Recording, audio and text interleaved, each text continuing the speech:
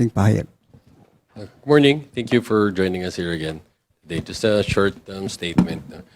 Just to recap what happened yesterday. So, tulad ng nasabi namin kahapon, no, yung naging pagpapasya ng impeachment court kahapon na isang malaking importanteng panalo para sa katotohanan. No?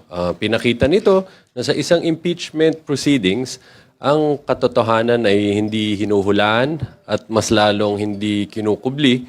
Ito ay sinisiyasat ng mabuti at pinapatunayan gamit ng ebidensya. No? Pinakita din dito ng transparency ay hindi absolute. No? Ang transparency ay hindi pwedeng gawing lisensya para magtago sa pananagutan. No?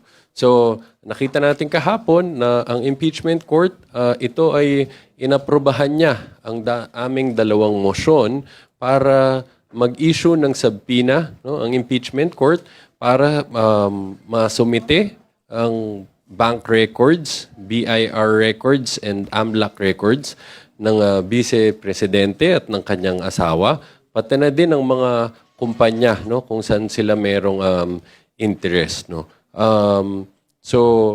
Nag-grant halos yung kabuuan ng ating motion, save for some limitations. Ito ay yung patukoy dun sa foreign currency denominated accounts at dalawa out of 21 corporations, no, ang hindi na isama. But gayon pa man, ang kabuuan nito ay napakamahalaga, no, para sa atin. At dahil dito, magkakaroon tayo ng pagkakataon na makita na natin ng buo, ang buong yaman ng Vice Presidente. At napakahalaga nito, no,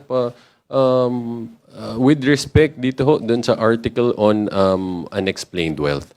So with that, I think